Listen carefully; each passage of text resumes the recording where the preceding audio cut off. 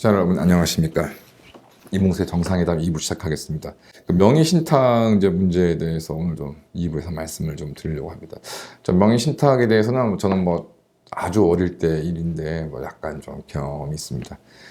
저희 부모님께서 1983년에 이제 강남 쪽으로 이사를 나오셨는데 돈이 모자라서 전전긍긍을 하다가 그나마 좀 이렇게 손에 닿을 정도에 있는 거리에 있는 물건이 나와서 알아보니 그래도 공인중개사가 딴소리나 그래도 좀 골직하게 이게 명의신탁된 물건이다. 실제 소유주는 누나고 명의는 동생이고 동생이 또 그 아파트에 살고 있다.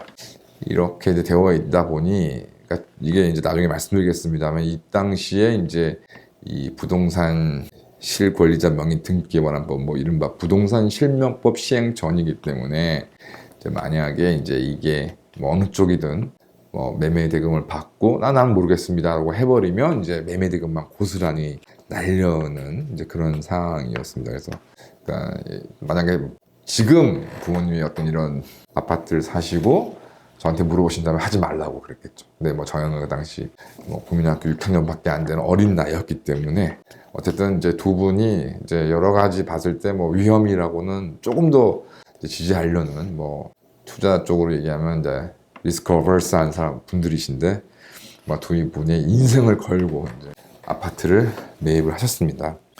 그래서 말씀드린 것처럼 1995년에 부동산 실권리자 명의 등기에 관한 법률 이른바 약칭으로 부동산 실명법이 제정이 돼서 현재까지 운영되고 있습니다. 부동산에 관한 소유권과 그 밖의 물건을 실체적 권리관계와 일치하도록 실권리자 명의로 등기하게 함으로써 투기, 탈세, 탈법 행위 등 반사회적 행위를 방지하고 부동산 거래의 정상화, 부동산 가격의 안정을 도모하여 국민 경제의 건전한 발전에 이바지함을 목적으로 한다라고 지금 되어 있습니다. 이 목적 부분이 제가 왜 말씀드렸냐면 사실은 법률 해석의 어떤 보면 당연한 이야기인데 이 목적에서 어떤 해석의 어떤 방향이 굉장히 많이 정해집니다. 그래서 원칙적으로 좀 계약 자유 원칙. 그래서 두 사람이 부동산을 매매를 하는데 그 명의를 A를 할 수도 있고 B를 할 수도 있고 C를 할 수도 있고 그래서 거기에 따른 어떤 계약 관계들이 이렇게 정리가 되는 것은 어떻게 보면 자유에 관한 부분입니다. 그런데 아시는 것처럼 타인의 명의로 부동산을 등기를 해서 여러 가지 여기 나온 것처럼 탈세, 투기 이런 부분들이 워낙 기승을 부렸기 때문에 우리나라의 입법권자들이 이 법을 만들면서 부동산 거래의 정상화, 그러니까 여기 반사회적 행위를 방지하고 이런 부분이 굉장히 강한 표현이 들어간 것이죠. 이것이 나중에 말씀드릴 대법원의 판결과 대법원의 어떤 태도와 관련이 됩니다.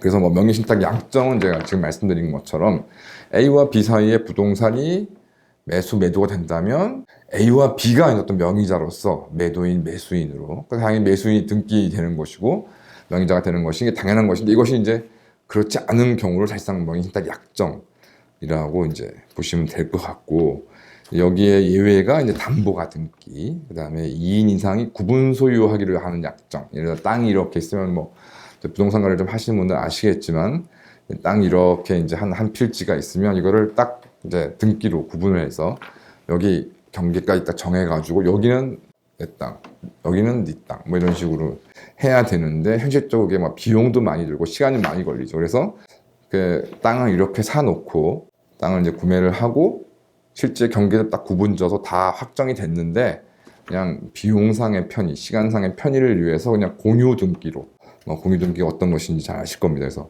그런 경우는 부동산 명의자 등명의 등기가 관한 법률 위반이다. 부동산 실명법 위반이 아니다라는 것이고 그다음에 대표적인 게 약정, 합법적 약정에 해당되는 것이 신탁법인 것이죠. 재개발, 재건축 하실 때 대표적으로 여러 복잡한 사람들의 권리관계가 있기 때문에 한 사업의 목적에 한정돼서 신탁회사에 신탁을 하고 거기에 대해서 그 신탁회사가 소유권자로서 여러 가지 채권들을 정리해 나가는 그런 것도 있습니다. 그래서 문제가 되는 건 딱 4조죠. 4조의 명의신탁의 효력은 약정은 무효로 한다. 그 다음에 2항 명의신탁의 약정에 따른 등기로 이루어진 부동산에 관한 물권 변동은 무효로 한다.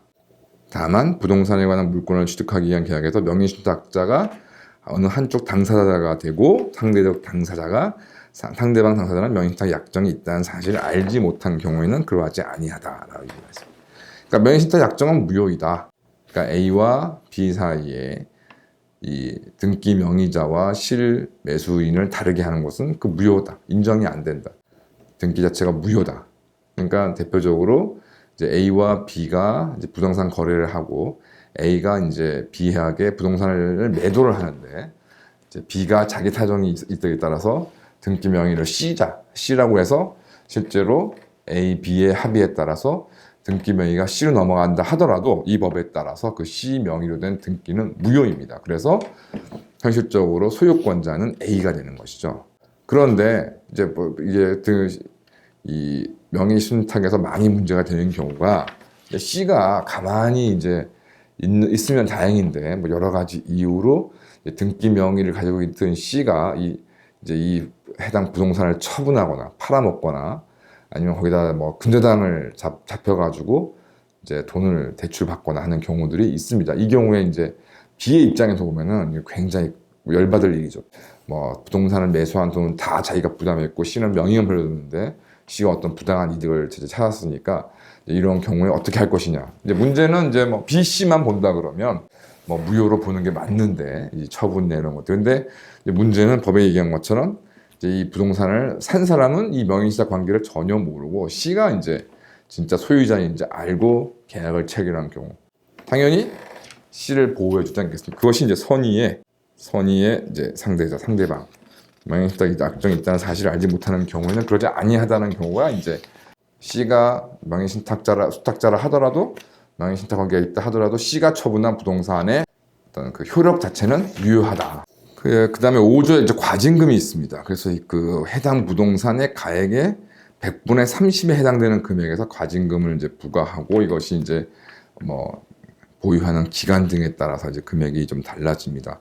벌칙 규정도 있습니다. 그 명의 신탁을 한 사람은 5년 이하의 징역 또는 2억 원 이하의 벌금이 되어 있고 뭐 기타 명의 순탁자도 처벌되는 경우가 있고요. 또 중요한 이제 특례가 그러니까 종중의 재산들이 이제 그 종중은 이제 법인, 그러니까 우리가 등기가 가능한 법인이 아닌 될 수 없는 경우가 많기 때문에 그런데 현실적으로 종중 명의의 부동산들을 많이 존재하고 그래서 이 경우에 이제 종중의 경우는 종중 대표자나 종중원의 명의로 등기되어 있는 것은 명의신탁에 해당된다고 보면은 이제 난리가 나니까 이제 그 예외를 두고 있고 또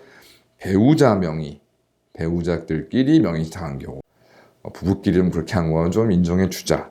그다음에 이제 종교단체도 마찬가지고요. 이런 식으로 되어 있습니다. 그래서 결론적으로 말씀드리면 법률은 명의신탁을 보호하지 않는다. 명의신탁 약정 자체를 보호하지 않는다. 그래서 이제 앞서 말씀드린 것처럼 많은 뭐 그런 사례들을 아시는 분들이 계실 겁니다.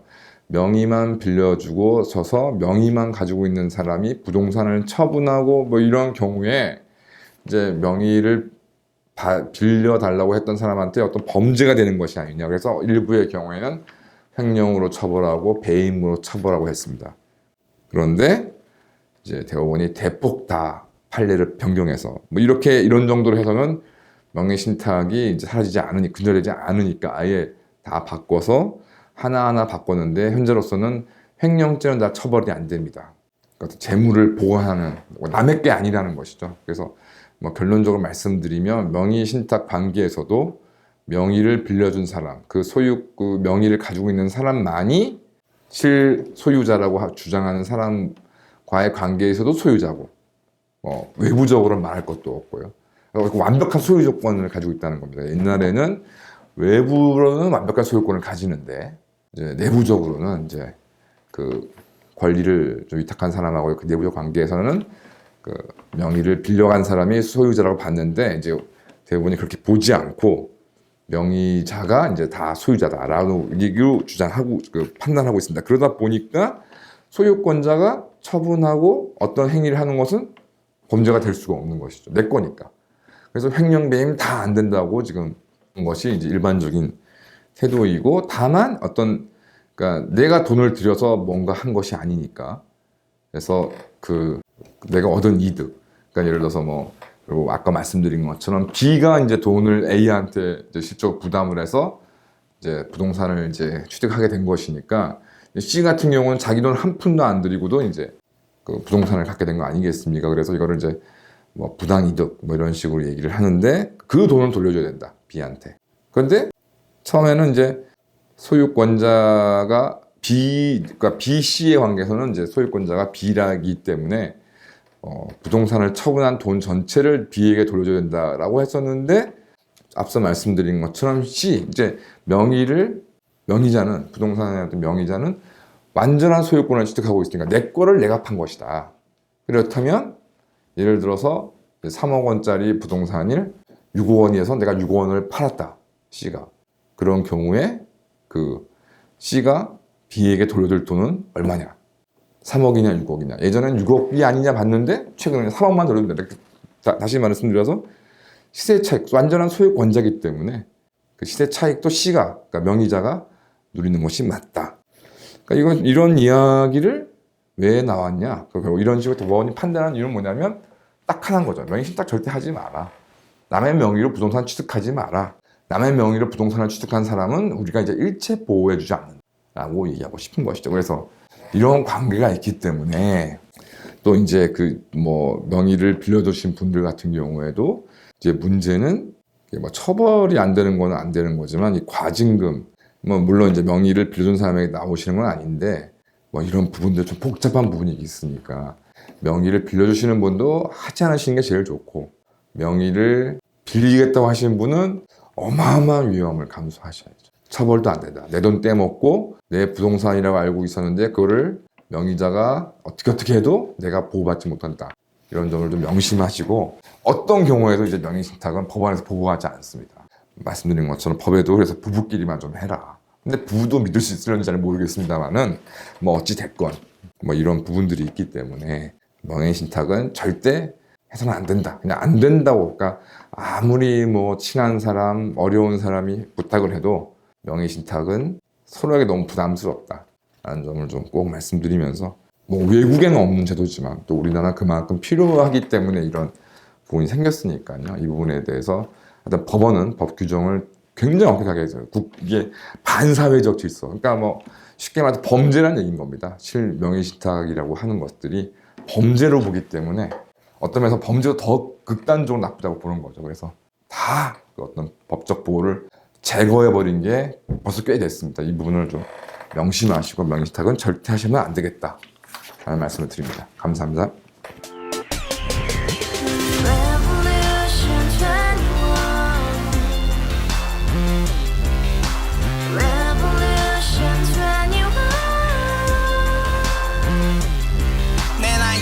월세 30 코인빚만 300 서울에 온 지 벌써 10년 아둥바둥 버텼지만 여전히 난 반지 하에 제왕 곰팡이 연문제약 내비랑 깡통망통 완전히 폭망 고시원 창문만큼 작아진 내 꿈 연애 결혼 내 집 모든 게 헛꿈 1년 전 떠난 여친 울면 말했지 같이 살자 평생 가본 게 꼭꼭꼭하지 가바후스 700 나도 소유주 가바후스 700 나의 소유주 택시기사 우라부지 마트 캐셔 울어무니 우리 집안 다 털어봤자 후줄 그래 개선민 내 미래 거기서 팍 끝난 거지 팍더 이상 노력 따윈 괴물이 스펙 찾아서 말리 비오는 날 알바 잘려 맨날 학원 날 개쳐 발려 밤비 내리는 양화대교 홀로 걷고 있을 때 현수막에 아로 새겨진 평당 700짜리 아파트 다같이 소리 질러 혁명 21 가바후스 700 나도 소유주 가바후스 700 나의 소유주